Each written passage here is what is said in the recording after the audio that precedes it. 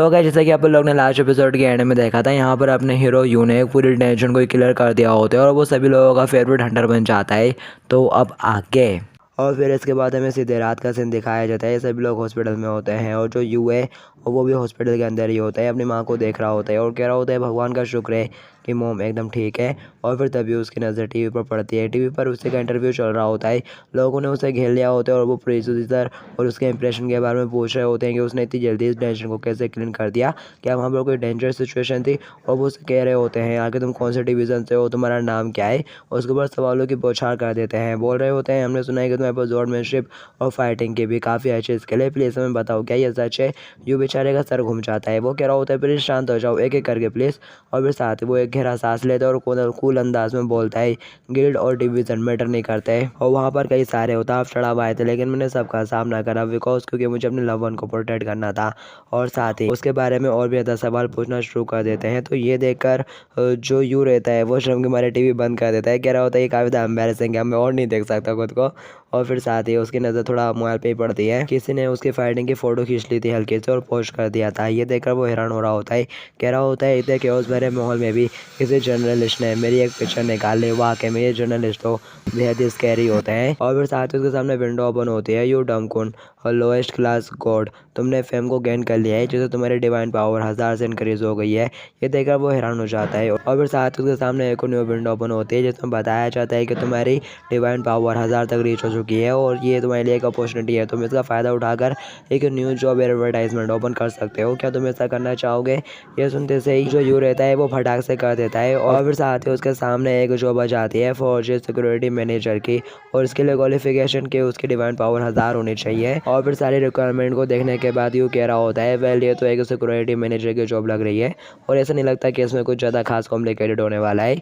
और फिर साथ ही वो पास से मारता हुआ वहीं कुर्सी पे लेट जाता है। कह रहा होता है क्योंकि मैं बहुत ज़्यादा थक चुका हूँ तो बाद में देखूंगा। कि तभी उसके सामने रेड अलर्ट आना शुरू हो जाता है कि 3 कोर्स ने ऑलरेडी अप्लाई कर दिया है, ये लास्ट चांस है। तो ये देखकर यू भी घबरा जाता है। व्हाट, नहीं यार मैं इस चांस को नहीं छोड़ सकता, ये जॉब मेरी है। और साथ ही वो भी अप्लाई कर देता है फटाक से। और फिर वो वहीं के वहीं उस जगह पर टेलीपोर्ट हो जाता है जहाँ पर उसे काम करना होता है। धड़म जाके गिरता है, नीचे की ज़मीन भी छटक जाती है। यू कहता है क्या ये लोगों को अच्छे से नहीं भेज सकते। और फिर साथ ही वो देखता है और कह रहा होता है कि मैं सही जगह पर हूँ क्या, यही है पेसिटस फौज है। यहाँ पर तो बहुत ज़्यादा गर्मी है यार, सो हॉट। लगता है कि उसे हैप हेडसन ने यहाँ पर कोई एयर कंडीशनर भी नहीं लगाया है। कि तभी वो हैप हेडसन उसके पीछे आ जाता है। कह रहा होता है ओ क्या तुम भी अप्लाई करने वाले कोई न्यू बंदे हो, नाइस टू मीट यू, मैं हूँ हैप हेडसन इस फौज का ओनर। ये सुनते से जो यू रहता है वो फटाक से पीछे घूम के उसके सामने झुक जाता है। कह रहा होता है नाइस टू मीट यू, मैं हूँ डमकुन, मैंने सिक्योरिटी मैनेजर जॉब पोजीशन के लिए अप्लाई करा था। हेडसन हंसना शुरू कर देता है और बोल रहा होता है आखिर तुम ये इंसानों की तरह ग्रेट क्यों कर रहे हो। ये सुनते से ही जो यू रहता है वो एकदम घबरा जाता है। कह रहा होता है अरे शिट, लगता है कि इसने वो सब कुछ सुन लिया है जो मैंने पहले कहा था और शायद इसके ऊपर मेरे को, और अगर इसको मेरे ऊपर शक हुआ तो ये मेरे को ज़मीन के अंदर ही दफना देगा। हेडसन उसकी तरफ देख रहा होता है और साथ ही एक्साइटेड होते हुए कहता है जैसा कि तुम्हारे बारे में मैंने न्यूज़ सुनी थी, तुम गॉड्स ऑफ माउंटेन हो क्यों, और तुम्हें इंसान को ज़्यादा ही प्यारे हैं, यहाँ तक कि तुमने उनके लिए उस थॉर के टेंशन के अंदर लड़ाई भी कर ली थी, वो भी बिना किसी डर के। वाकई में। और साथ ही वो हंसते हुए कहता है इसमें कोई हैरानी की बात नहीं कि वो गर्म दिमाग का थॉर तुम्हारी साइड लेता है क्योंकि तुम्हें तो वाकई में काफ़ी गट्स है। ये सुनने के बाद यू सोच रहा होता है थैंक गॉड इसने वो सब कुछ नहीं सुना जो मैंने पहले कहा था। हेडसन कहता है मेरे को उस एयर कंडीशन के बारे में तो बताओ जिसके बारे में तुम बात कर रहे थे, तुमने मेरे को अच्छे से एक्सप्लेन नहीं करा। ये सुनते से यू फटाक से उसके सामने झुक जाता है और चलाते हुए सॉरी बोलना शुरू कर देता है उसे। वो कहता है इतनी ग्रेटिंग काफ़ी है, चलो अब मैं तुम्हें तुम्हारे टास्क को एक्सप्लेन कर देता हूँ। और फिर साथ ही वो यहाँ पर एक भोपू समन करता है और ज़ोर से बजा देता है जिसकी आवाज़ सुनने के बाद जो यू रहता है उसका सर फटना शुरू हो जाता है। और यहाँ पर 4-5 लोग फटाक से भगते हुए आते हैं और उसके सामने झुक जाते हैं। कह रहे होते हैं हम लोग यहाँ पर आ चुके हैं हेडसन सामा, बताइए क्या करना है। हेडसन बताता है वो गॉड जो कि आज यहाँ पर मैनेजर बन के काम करने वाला है वो ये है, ज़रा इसको ग्रेट करो। उसकी बात सुनने के बाद वो सभी यू को ग्रेट करते हैं और कह रहे होते हैं हम आपके सर्विस में हाजिर है सर, बताइए मैनेजर जी। यू कह रहा होता है तुम लोगों का शुक्रिया इतने रिस्पेक्ट के लिए, और वैसे मैं भी इस काम में इतना परफेक्ट नहीं हूँ लेकिन मैं अपनी पूरी कोशिश करूँगा। ये सुनते से हेडसन हंसना शुरू कर देता है। कह रहा होता है तुमको इतना हम्बल होने की कोई ज़रूरत नहीं है, न्यू बेबीज़ भी यहाँ पर काफ़ी अच्छे से काम कर लेते हैं। हेडसन कह रहा होता है ओ तो यानी ये उससे ज़्यादा ईजी रिश्ता है जितना मैंने सोचा था। और फिर तभी वो यू के कान में फुसफुसाते हुए कहता है ये लोग काफ़ी स्किलफुल लोग हैं लेकिन साथ ही इनके पास कुछ चालाक उंगलियाँ भी हैं। यहाँ पर एटीट्यूड है, एक प्रोमिलेटिक सेंस है। हाँ मैं जानता हूँ छोटे कुत्ते और जानवरों विशाल प्रजातियों जानवरों की तुलना में अधिक जंगली होते हैं और ये एकदम बेसिक सी बात है कुछ शायद इस तरह से। और फिर साथ ही वो एक किस्सा बताने लगता है, जब भी मैं दूसरी जॉब में अटेंशन देने के लिए गया था तभी मेरा एक पेंडेंट चोरी हो गया था जो कि फ्रेजिया ने मेरे को गिफ्ट करा था लास्ट वीक। और यहाँ पर फ्रेजिया से रेफरेंस गॉडेस ऑफ ब्यूटी और लव से है। यहाँ पर जो हेडसन रहता है ना, उसका एक नेकलेस चोरी हो गया था पेंडेंट। जब उसकी नज़र हटी तो वो सावधानी रहने के लिए कह रहा होता है यू से कि तुमको अच्छे से नज़र रखनी है। ये सुनने के बाद वो काफ़ी हैरान हो जाता है और कह रहा होता है क्या मिस फ्रेजिया का चीज़ चोरी हो गई। हैरिसन कहता है तुमको ये बात ऐसे नहीं कहनी चाहिए, ये काफ़ी प्रॉब्लमेटिक हो सकती है।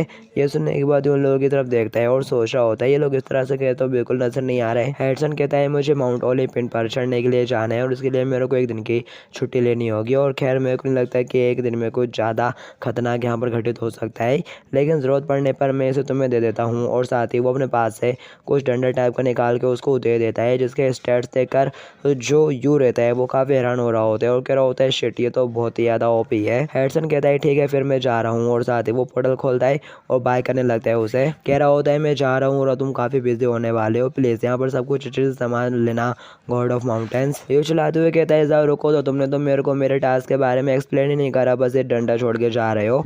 हैरिसन कहता है आकर तुम्हें पूछने का कष्ट क्यों उठा रहे हो, यहाँ पर सब कुछ तब तक ठीक रहेगा जब तक कि तुम उनसे ज़्यादा स्ट्रॉन्ग हो। और वो लोग तो बस सॉफ्टीज के एक बैच है। और बाय बोलते हुए जो हैरिसन है वहाँ से चला जाता है और हैरिसन के जाने के बाद यहाँ का पूरा माहौल ही चेंज हो जाता है। यू घबराते हुए पीछे मुड़ता है तो वो बंदा गुस्से के साथ उसे घूर रहा होता है। यू थोड़ा हंसते हुए कहता है लगता है कि ग्रीटिंग्स कंप्लीट हो गई, अब से मैं तुम्हारे केयर में हूँ। यू बेहद घबराया हुआ रहता है और बोलता है लगता है कि आप लोग एक दूसरे को ऑलरेडी ग्रीटिंग कर चुके हैं। वो बंदा गुस्से के साथ यू की तरफ ही देख रहा होता है। यू सोच रहा होता है तो इसलिए उसने मेरे को वो डंडा हरकुलिस क्लब दिया है क्योंकि वो जानता था कि शायद ऐसा कुछ हो सकता है। तो दिखाया जाता है यू हंसना शुरू कर देता है और बोलता है ड्रॉम्स तुम सभी रिलैक्स क्यों नहीं हो जाते, टेक इट इजी यार, मेरे को अभी कुछ देर पहले एक बहुत ज़्यादा कूल वेपन मिला है और ये तुम लोगों को हट करने के लिए काफ़ी होगा शायद। और वो अपने पास से वही डंडा निकाल लेता है। तो दिखाया जाता है वो सभी ड्रॉप्स उसके तरफ गन पॉइंट कर देते हैं यार। और ये देखकर वो हैरान कंफ्यूज हो जाता है। वो बंदा ड्रॉप्स शिकार फूकना शुरू कर देता है और गुस्से से उसकी तरफ देखते हुए कहता है यू इडियट। और फिर नेक्स्ट में दिखाया जाता है यू बेहोशी की हालत में होता है, उसे 2-3 बंदे लोगों की आवाज़ सुनाई दे रही होती है। वो हल्की से आंखें खोलता है और कह रहा होता है आखिर हो क्या रहा है, क्या मैं जिंदा हूँ। उसे अपने सामने 2 लोग नजर आते हैं आपस में बात करते हुए। उनमें से रेड वाला कह रहा होता है आखिर ये है क्या चीज़। दूसरा बताता है ये एक एंटाइमेज है हैरिसन ने बनाया था और मैंने सुना है कि उसने ये नेकलेस गॉडफ्रिया के लिए लिया था। और फिर साथ ही वो लोग एक्साइटेड होते हुए कहते हैं अगर हमने इसको बेच दिया तो हम लोग बहुत ज़्यादा अमीर हो जाएंगे। और यूँ ये सब कुछ देख रहा होता है, उसने सुन ली होते हैं उन सब की बात और गुर्राते हुए कहता है ये बास्टर्ड्स।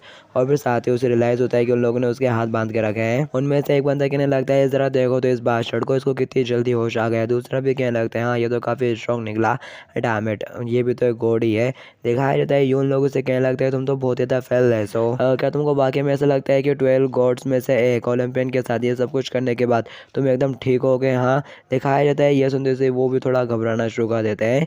यू उनको धमकाते हुए कहता है ये लास्ट चांस है, मुझे रिलीज कर दो नहीं तो सिचुएशन तुम्हारे लिए और ज़्यादा बदतर हो सकती है। दिखाया जाता है ये सुनते से वो दोनों अपना पेट पकड़ के जोरों से हंसना शुरू कर देते हैं और बोलते हैं तुमको क्या लगता है कि अगर तुम हेस्टन का नाम यूज़ करोगे तो हम लोग डर जाएंगे, अगर हम लोगों को इतने डर होता तो हम ये शुरू ही नहीं करते। और साथ ही वो हंसना शुरू कर देते हैं। ये देखकर यू हैरान हो रहा होता है कि तभी यहाँ पर एक बंदा आकर उनको आवाज़ देते हुए बोलता है ब्रदर हमने वो सारी चीज़ें इकट्ठा कर ली है जिससे भी अपन को पैसे मिल सकते हैं, तो धीरे धीरे अब अपन को यहाँ से चलने की तैयारी कर लेनी चाहिए। वो गन वाला बंदा बोलता है हाँ तुम बिल्कुल ठीक कर रहे हो, मैं इस बच्चे को इस गन से एक शॉट मार के बेहोश करके आता हूँ, जाओ रुको। और यहाँ पर यू धीरे धीरे अपनी रस्सियाँ खोलने की कोशिश कर रहा होता है। वो लोग यू का मजाक उड़ाना शुरू कर देते हैं, कह रहे होते हैं उसने कितने बेवकूफ़ बंदे को यहाँ पर पार्ट टाइम जॉब के लिए छोड़ा है, ये तो एकदम बेवकूफ़ और बास्टर्ड है। दूसरा भी कह रहा होता है मेरे को नहीं लगता कि अब ये सब कुछ इसके लिए इतना आसान होने वाला है। तभी यू थोड़ा हंसते हुए उन लोगों से कहता है तुम लोग रिग्रेट करोगे।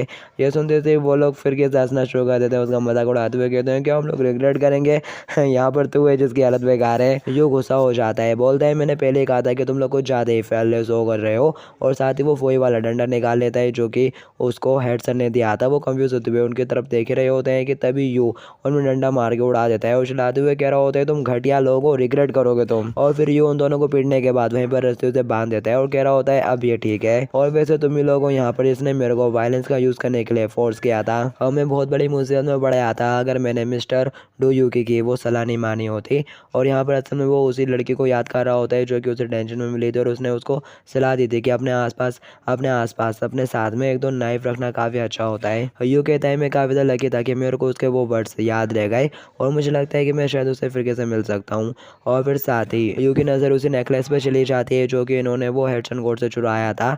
और फिर दिखाया जाता है यहाँ पर एक टकला बंदा बहुत सारी चांदी के लोहे की प्लेटें सरका रहा होता है। उसने वो सारी प्लेटें एक बक्से के अंदर डाल दी होती हैं और वो चलाते हुए बॉस को आवाज़ दे रहा होता है। कह रहा होता है मैंने सबको सारे मिनरल्स को अच्छे से लोड कर लिया है और साथ ही हम लोगों ने सारे आर्मर को भी बिना किसी एक्सेप्शन के लोड कर लिया है, सब रेडी है। और वो येलो दाढ़ी वाला बंदा कहता है सब लोग ज़रा यहाँ पर ध्यान दो, लेकिन वो सब तो लाट टपकाते हुए उन प्लेटों को घूरने में लगे हुए थे।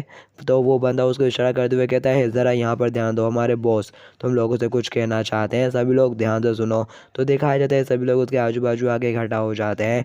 वो वाइट शर्ट वाला बंदा कह रहा होता है ब्रदर्स, हम लोग चलते हुए माउंटेन में रहने वाली जनजाति है, हम लोग बेस्ट माइनर्स और करेज वॉरियर्स हैं। अपन ने यहाँ पर रिवॉर्ड के लिए काम करा बट अपन को यहाँ पर प्राइड नहीं मिला, यहाँ पर अपन को रिस्पेक्ट नहीं मिले। यहाँ के ओनर हेडसन ने अपन को बहुत ज़्यादा बेइज्जत करा है और आज हमारी बारी है, आज अपन लोग उससे अपनी पूरी बेइज्जती का बदला लेंगे। और साथ ही वो चलाते हुए कहने लगता है अपन हेडसन से बदला लेंगे। और बाकी सब लोग भी जोश भर के उसकी बातों को रिपीट कर रहे होते हैं, एक ही बात कर रहे होते हैं कि आज हम बदला लेंगे। और जो यू रहता है वो चुपके ये सब कुछ देख रहा होता है और कह रहा होता है इसने तो एक पूरी आर्मी तैयार कर ली है बगावत करके। और फिर साथ ही वो गलती से जो क्रेट रहता है ना ढक्कन, उसके ऊपर हाथ मार के वो लगा देता है, जैसे धम की आवाज़ आती है और सभी लोगों का ध्यान उसकी तरफ चला जाता है। यू घबराते हुए कहता है हाय आज के दिन अच्छा है ना। वो सभी लोग फटाक से गन निकाल लेते हैं अपने पास से। यू बहरा जाता है और फटाक से पिलर के पीछे जाकर छुपता है। वो लोग तो फायर ही करना शुरू कर देते हैं यू के ऊपर। यू अपना सर पकड़ के बैठा हुआ रहता है और बोल रहा होता है आखिर किस तरह के ड्रॉप से ऐसे कैसे शूटिंग कर रहे हैं ये, और आखिर वो गॉड इन लोगों को कैसे सॉफ्टली बुला सकता है। और वो बॉस बंदा यू से कहने में लगा हुआ रहता है ऐसा लगता है कि तुम हमारी कस्टडी से बाहर निकलने में कामयाब रहे और ऐसा लगता है कि तुमने यहाँ पर जो कुछ भी हो वो सब कुछ भी देख लिया है। और फिर साथ ही वो धुआं हवा में छोड़ते हुए यू से कहता है हेलो क्लास के गॉड, हम इस पूरी जगह को एकदम साफ कर देंगे, लेकिन जिससे हमें नफरत है वो सिर्फ हेडसन है, हमें तुमसे कोई लेना देना नहीं। और अगर तुम खामखा उसके चक्कर में हमारे हाथों से मारे जाओगे तो तुमको भी गलत महसूस होगा। इसलिए चलो मैं तुमको एक ऑप्शन देता हूँ, या तो तुम इस जगह को लूटने में हमारी मदद करो और हमारे सहयोगी बन जाओ, या फिर वहीं लौट जाओ जहाँ से तुम आए थे और ऐसा दिखावा करो जैसे कि कुछ हुआ ही नहीं है। तुम्हारे लिए यहाँ पर ठंडे दिमाग से अच्छे से सोचना बुद्धिमानी होगी। सिर्फ बस कुछ पैसों के लिए तुम एक मूर्खतापूर्ण चुनाव तो नहीं करोगे ना जिसको तुम कुछ फीस कहते हो। क्यों लो लेवल के गॉड। यू सोच रहा होता है अगर मैं यहाँ से भाग गया तो मेरी जो रेपुटेशन है उनकी नज़रों में वो सारी बिगड़ जाएगी। वो इमेजिन भी कर रहा होता है कि हसन कैसे उसे ताना मार रहा था। ये कहता है कि ये गॉड्स ऑफ माउंटेन है, लेकिन इसके बाद तो बस खोखली है। और थोड़ा भी कह रहा होता है मैंने तुम्हें गलत पर्सन समझ लिया था लगता है। और ये सब याद करने के बाद वो परेशान होने लगता है और सोच रहा होता है अगर मैं यहाँ से भाग गया तो फिर मेरे को फ्यूचर में कोई भी पार्ट टाइम जॉब नहीं मिल पाएगी और मैं ऐसा नहीं होने दे सकता। मेरे को तो अभी और भी बेटी इसको इकट्ठा करना है, लेकिन इससे पहले जो हेडसन है वो मेरे को मार डालेगा। अगर इन लोगों ने इस सारी जगह को चोरी कर लिया तो वो मेरे को नहीं छोड़ेगा। तो अब मेरे पास सिर्फ यहाँ पर दो ही ऑप्शन है, या तो मैं इन बास्टर्ड के साथ लड़ाई करूँ या फिर उस हेडसन के हाथों से मारा जाऊँ। और साथ ही वो रोते हुए सोच रहा होता है बकवास, मैंने इमेजिन करी थी एक फैंटास्टिक पार्ट टाइम जॉब, लेकिन मेरे साथ यहाँ पर ये हो रहा है। हाँ, ये दुनिया वाकई में कितनी ज़्यादा मुश्किल है। और वो ड्रॉप्स का बॉस सिगरेट फूकते हुए सामने की तरफ देख रहा होता है। ये अपने हाथों को ऑफ करते हुए बाहर निकल आता है। ये देखकर वो कहने लगता है तुमने एकदम सही डिसीजन लिया है लो क्लास के गॉड। तभी यू उसे कहने लगता है एक्सक्यूज मी, मैं तुमसे कुछ पूछना चाहता हूँ, क्या तुम सभी लोगों को हेडसन का पार्टनर नहीं मानना चाहता है? आखिर तुम इतना फर्क क्यों जा रहे हो? क्या होगा अगर हेडसन को इस बारे में पता चल गया? तुमको क्या लगता है कि वो तुम लोगों को बस इसलिए छोड़ देगा? वो 12 मेन गॉड्स ऑफ ओलंपियन में से एक है और साथ ही वो ग्रेट मास्टर क्राफ्टमैन हेडसन है। क्या तुम लोगों को पता भी है अगर उसे गुस्सा आ गया तो क्या हो सकता है? और वो तुम सभी लोगों को जिंदगी भट्टी में फेंक देगा और तुम्हारी हड्डियों से गेम खेलेगा। और साथ ही यू उनको डराते हुए कहता है यू बास्टर्ड, क्या तुमको वाकई में ऐसा लगता है कि हेडसन तुमको छोड़ देगा? क्या तुम लोगों को गॉड्स के पनिशमेंट का बिल्कुल भी डर नहीं है? कि तभी उनमें से एक बंदा गोली चला देता है जो कि यू के बिल्कुल नज़दीक से होते हुए निकल कर जाती है और गुस्से से कहता है शट अप यू विच, आगे तेरी हिम्मत कैसे हुई अपने सड़े हुए मुंह से ये सारी बातें बोलने की? तो बिल्कुल भी दया के लायक नहीं है। यू के बिल्कुल फट के चार हो जाते हैं। यहाँ पर वो चिल्लाना शुरू कर देता है और वो बंदा कह रहा होता है मैं अभी इसको मार देता हूँ, और वो गोलियां चलाए जा रहा होता है उसके ऊपर। कहता भी उसका बॉस उसे पीछे से रोक देता है, कह रहा होता है ज़रा रुको, और गुस्से के साथ आगे बढ़ता है और कह रहा होता है तुमने यहाँ पर ये सब कुछ बोल दिया हाँ, और तुमने उस हेडसन को क्या बोला, great master of craftsman, you bastard, you low class का गोड तो कुछ भी नहीं जानता है। चलो तुम्हारा काम तमाम करने से पहले तुमको मैं एक सच्चाई बताता हूँ। हेडसन के क्राफ्टिंग कचड़े से ज़्यादा कुछ नहीं है, वो बस एक नंबर का कचड़ा है। यू हैरान होते हुए कह रहा होता है, क्या तुम लोग कह रहे हो कि हेडसन एक कचड़ा है? वो लोग कहते हैं हाँ, और वो एक कचड़े से ज़्यादा चोर है। और साथ ही बताना स्टार्ट कर देते हैं। एक दिन वो उस पहाड़ के ऊपर आया जहाँ पर हम रहते हैं, और उसने कहा तुम्हारी तलवार तो बहुत ही ज़्यादा अद्भुत है यार, ये तलवार तो काफ़ी इम्प्रेसिव है, क्या तुम मेरे साथ काम करना चाहोगे? मैं तुमको वो सब कुछ दूंगा जिस भी चीज़ की तुमको ज़रूरत है। और फिर वो बॉस बता रहा होता है, उसका मैंने बास्टर्ड को फॉलो करने के बाद हम लोग यहाँ पर आ गए, और फिर सचमुच उसने हमको अपना गुलाम बना कर रख लिया। यो हैरान होते हुए बोलते हैं, क्या उस हेडसन ने तुम लोगों को अपना गुलाम बना लिया? वो बताता है, उसने हमें एक भी पैसा दिए बिना एक हफ्ते में 5 दिन और 6 घंटे काम करने के अलावा खाली समय की गारंटी भी दी। उसने हमको एक परफेक्ट लाइफ दी जहाँ पर हर चीज़ की गारंटी थी, लेकिन हमें ये बात रियलाइज़ नहीं हुई। इससे हमारी जो क्राफ्टमैन की स्पिरिट है वो बिखर गई। हमारे क्राफ्टमैन की जो स्किल थी वो सारी एकदम पेशनेट होकर बर्बाद हो गई। हमारे क्राफ्टमैन की स्किल और स्पिरिट बिखर गई। अगर वो टाइम और वो साल बर्बाद नहीं हुए होते तो ये सारी संपत्ति और सामान हमारा ही होता, हम ड्रॉप्स का होता। और ये सब कुछ उस बास्टर्ड हेडसन ने जानबूझकर करा, ये सारा उसका प्लान था। तो क्या ऐसे में तुम उसे चोर नहीं कहोगे तो क्या बोलोगे? हाँ। उसकी बातें सुनने के बाद हेडसन काफ़ी हैरान और कंफ्यूज हो जाता है, और साथ ही वो बॉस बंदा कह रहा होता है, और फिर मेरे को रियलाइज़ हुआ कि हम ड्रॉप्स के अंदर बिल्कुल भी क्राफ्टमैन की स्किल नहीं बची है, और बस अब हम लोग सिर्फ उससे बदला लेना चाहते हैं। और यूँ कहता है, अच्छा शायद मैं जानता हूँ कि तुम्हारे कहने का क्या मतलब है। वो तो डेफिनेटली एक कचड़ा है, एक आदमी जो सब कुछ बर्बाद करना चाहता है, क्योंकि वो उन लोगों के अचीवमेंट से डरता है जो सबसे ज़्यादा बेस्ट है। उसके बहुत अंदर तक कचड़ा भरा हुआ है। क्योंकि बात सुनने के बाद जो बॉस रहता है वो गुस्सा हो जाता है और कह रहा होता है, क्या बस तुम्हें इतना ही कहना था? और साथ ही वो अपने बंदूक से कहता है यू के ऊपर फायर करने के लिए। तभी यू हाथ दिखाते हुए उन्हें रुकने के लिए बोलता है और कह रहा होता है, कम से कम मेरी पूरी बात तो सुन लो एंड तक। और साथ ही वो उनसे कहने लगता है, अगर तुम यहाँ से इस तरह से भाग जाते हो तो थर्ड पार्टी की नज़रों में तुम बस चोर के अलावा कुछ नहीं खिलाओगे। और क्या तुम ड्रॉप्स वाकई में ऐसा चाहते हो? तुम ड्रॉप्स तो ग्रेट मास्टर क्राफ्टमैन हो ना, एक प्राउडफुल वॉरियर, क्या ये तुम्हारे लिए डिसऑनर की बात नहीं होगी? और यू की ये बात जैसे उस बॉस के दिल को लग जाती है। यू आगे कहता है, तुम सभी के लिए हेडसन से बदला लेने का एक आसान तरीका भी है। हेडसन द्वारा बनाया हुआ हथियार भी इस वक्त मेरे हाथों में है, और मैं तो बस एक योद्धा हूँ। और अगर तुम सभी लोग अपने आप को एक ग्रेट क्राफ्टमैन और एक पावरफुल वॉरियर मानते हो तो उन खिलौनों को भूल जाओ और उन असली हथौड़े के साथ मेरे साथ कंपटीशन करो जो तुमने खुद अपने हाथों से बनाए हैं। उस वॉरियर यानी मुझे हराओ जिसके पास हेडसन द्वारा बनाया गया हथियार है। क्या ऐसा करना ठीक अच्छा आइडिया नहीं है? इसके बारे में क्या ख्याल है? तुम ऐसा कर भी हेडसन को नीचे दिखा सकते हो, पे कर सकते हो उसको, और तुम ऐसा करके हेडसन को नीचे दिखा सकते हो। और अगर तुम ये भी नहीं करते तो इसका मतलब तो यही हुआ कि तुम इस बात को मानते हो कि हेडसन अब तुमसे श्रेष्ठ बन चुका है और तुम बस यहाँ से भाग रहे हो। ये सुनते से वो दूसरा पर्सन चिल्लाना शुरू कर देता है, कह रहा होता है, तुम जैसा पर्सन जो यहाँ पर मरने वाला है, जरा देखो तो कितनी चालाकी से बात कर रहा है। और साथ ही वो यू के ऊपर गन पॉइंट कर देता है, कह रहा होता है, बॉस इसकी बातें सुनने की कोई ज़रूरत नहीं है। ये बेचारा रोना शुरू कर देता है। तभी बॉस उसको रोकते हुए कहता है, साइड में हट जाओ रेड फिस्ट, और आगे बढ़ते हुए कहता है, तूने बहुत अच्छा कहा लो क्लास गॉड। ये सुनते से यू की आंखों में आंसू आ जाते हैं और वो कह रहा होता है, चलो कुछ तो बात बनी, मैं तुम्हारे साथ स्पेयर करूंगा, लेकिन तुमको खुद को वॉरियर कहने की जिम्मेदारी लेनी होगी। अगर तुम उतने टाइम तक होल्ड नहीं कर पाए जिससे कि ये बात साबित हो जाए कि हमारे हथियार तुमसे बेहतर है, और अगर तुमने इस बात का मजाक उड़ाया कि हम ड्रॉप्स भाग गए थे, तो मैं पक्का तुम्हें बहुत बीरता से पीटूंगा, जब तक कि तुम्हारी हड्डियाँ धूल ना बन जाए। और साथ ही वो आगे बढ़ के उस बड़े हथौड़े के साथियों के ऊपर अटैक कर देता है और कह रहा होता है, अब ये लो, बताओ कि तुम ये वेयर कर सकते हो या नहीं। और वो जोर का अटैक करता है यू के ऊपर, लेकिन यू साइड में होकर बच जाता है और कह रहा होता है, ये तो एकदम क्रेजी था यार। और फिर तभी उसकी नज़र साइड में पड़ती है, साइड में एक पिलर रहता है जो कि बिल्कुल टूट के गिर जाता है। वो बहुत आगे बढ़ते हुए कहता है, लगता है कि तुम काफ़ी सरप्राइज हो गए। तुमने क्या सोचा था कि अगर तुम यहाँ पर हमको हमारी फायर पावर से अलग कर दोगे तो तुम्हारी जीतने की पॉसिबिलिटी बढ़ जाएगी। हाँ, तुम बस एक लोनली गॉड हो और हम तुमको ऐसे ही पीट सकते हैं। तभी यू कहता है, नहीं, मुझे ऐसा नहीं लगता, मुझे लगता है कि मेरे पास भी एक चांस है और मैं उम्मीद करता हूँ कि अब तुम सरप्राइज नहीं होगे।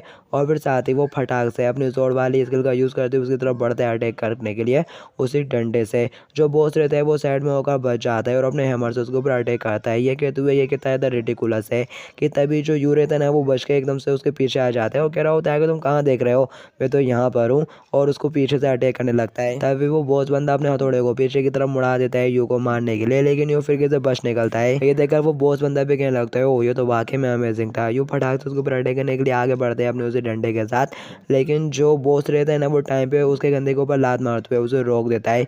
उसके बंदे लोग घबरा जाते हैं, बॉस कैप्टन कहते हुए उसे आवाज़ लगाने लगते हैं, और पर जो बॉस रहता है ना उसने लात मार के यू को रोक दिया होता है, जिससे कि वो यू के अटैक से बच गया। और वो कह रहा होता है मैंने कहा था ना तुम्हारी अटैक रिडिकुलस है, और साथ ही फिर यू को भी पीछे हटना पड़ता है। वो कह रहा होता है और यू कह रहा होता है ये मेरा फर्स्ट टाइम है जब किसी ने मेरे को इस तरह से किक करा है, ये तो वाकई में थोड़ा बैडली हर्ट हो गया, तुम काफ़ी अमेजिंग हो। बॉस बंदा कहता है तुम भी काफ़ी अच्छी बातें कर लेते हो। शुरुआत में मुझे लगा कि ये थोड़ा अजीब है, लेकिन तुम्हारी लिमिट्स के बारे में जानना काफ़ी अच्छा आइडिया है, तुम तो बस एक छोटे से तलवारबाज हो। यू हैरानी से बोलता है कि तुम मेरे स्टैंड को देखकर ये बात बोल रहे हो। वो बॉस बंदा कहता है आखिर किस तरह की बेवकूफ़ी भरी बात है, और मैंने कभी भी किसी को इस तरह का ब्लंट हथियार इस्तेमाल करते हुए नहीं देखा। तुम्हारी तेज तलवार के इरादे मेरे दिल के अंदर रोंगटे खड़ी कर रही हैं। ये एकदम गूस बॉम्ब देने वाला है। कितना ज़्यादा टाइम हो चुका है जब मेरा दिल इस तरह से धड़का था। डेफिनेटली तुम मेरे लायक हो। ये देखकर वो लोग भी बातें करना शुरू कर देते हैं, अरे वो बास्टर्ड तो बॉस के सेम लेवल पर है। दूसरा भी कहता है विश्वास नहीं होता, और वो बॉस बंदा कहता है मैं तुमसे माफ़ी मांगता हूँ तुमको एक लो लेवल का कोड बोलने के लिए और तुम्हें इतना कम मांगने के लिए, लेकिन इसके रिटर्न में अब मैं तुम्हें अपनी स्ट्रेंथ से रिस्पेक्ट करूंगा। मैं यहाँ पर अब अपने फुल पावर का यूज़ करने वाला हूँ। तो दिखाया जाता है यू भी आगे से तैयार हो जाता है और कह रहा होता है तो आ जाओ फिर, और वो बॉस बंदा अपने हथौड़े से यू के ऊपर अटैक करने के लिए आगे बढ़ रहा होता है। यू भी आगे से तैयार होता है, वो अपना हथौड़ा उठाता है और यू को दे मारता है। यू बीच में अपनी तलवार से उसका अटैक को ब्लॉक करता है, और फिर यू अपनी तलवार को घिसटाते हुए उसके हैमर से बचकर निकल कर उसके पीछे आ जाता है और घूमते हुए उसके ऊपर अटैक कर देता है। लेकिन जो बॉस बंदा रहता है वो बच जाता है और वो अपने हैमर को घुमाते हुए यू के ऊपर अटैक कर देता है। वो दोनों एक दूसरे के अटैक को ब्लॉक कर लेते हैं और काफ़ी करीब आ जाते हैं, और फिर साथ ही वो एक दूसरे के ऊपर मारधाड़ करते हुए हमला करना शुरू कर देते हैं, और उनके फाइट को ये सभी लोग भी एंजॉय करना शुरू कर देते हैं। उनके फाइट करने से आसपास जो आवाज़ें आ रही थी वो इनके दिल को छूना शुरू कर देती हैं। वो लोग कह रहे होते हैं ये आवाज़, हवा में ये वाइब्रेशन और रोर ऑफ आयरन, ये तो बिल्कुल स्मृति की तरह साउंड दे रहा है, एकदम फेमिलियर फीलिंग, जैसे हथौड़ों को चलाया जा रहा है। हैमर्स को हम लोग कंटिन्यू फायर पे मारते जा रहे हैं और ये हमारी सोल को हिट कर रहा है। ये फीलिंग बिल्कुल ऐसे ही जैसे कि मेरे लोहार की आत्मा फिर कैसे जाग गई हो। जब मैं ढंग से क्राफ्टिंग नहीं कर पा रहा था तो खुद को दोस्त देने की वजह किसी ऐसे पर्सन को दोस्त देना ज़्यादा आसान है जो कि वाकई में केपेबल है। और वो दिन जब मैंने हेडसन का ऑफर रिसीव करा था, हेडसन उन सभी को लेकर यहाँ पर आया था और कह रहा होता है ये हमारी वर्कशॉप जहाँ पर हम लोग काम करेंगे। और बॉस कह रहा होता है गहरे इमोशंस और बड़े सपने जो हमने तब देखे थे जब कुएं के अंदर के मेढक दुनिया में आते हैं, लेकिन इसने हमें लगातार हमारी कमजोरियों से रूबरू कराया। ये एकदम पैथेटिक स्टोरी है, और जो कुछ भी वहाँ से बाहर आने के बाद हुआ सब कुछ पैथेटिक। ये बिल्कुल ऐसा है जैसे पूरा टाइम वेस्ट हो गया हो। और फिर साथ ही उसके हाथ से हथौड़ा उड़ जाता है, वो रो रहा होता है और कह रहा होता है रियली मैं अपनी हार को एडमिट करता हूँ, और यू उसके ऊपर अटैक करने के लिए अपनी तलवार चला देता है कि तभी यहाँ पर कोई बीच में आकर यू के अटैक को अपने हाथ से रोक देता है। और यह हेडसन था जो कि कहता है स्टॉप राइट देयर। और मैं थोड़ी देर के लिए यहाँ से चला के आ गया, यहाँ पर तो सब कुछ बेकार हो गया। मुझे सचमुच लगने लगा था 2 सेकंड के लिए कि मैं गलत घर में आ गया हूँ। मैं सब कुछ सुनना चाहूँगा कि आखिर मेरे जाने के बाद यहाँ पर क्या क्या हुआ, हर एक सेकंड बिल्कुल डिटेल में।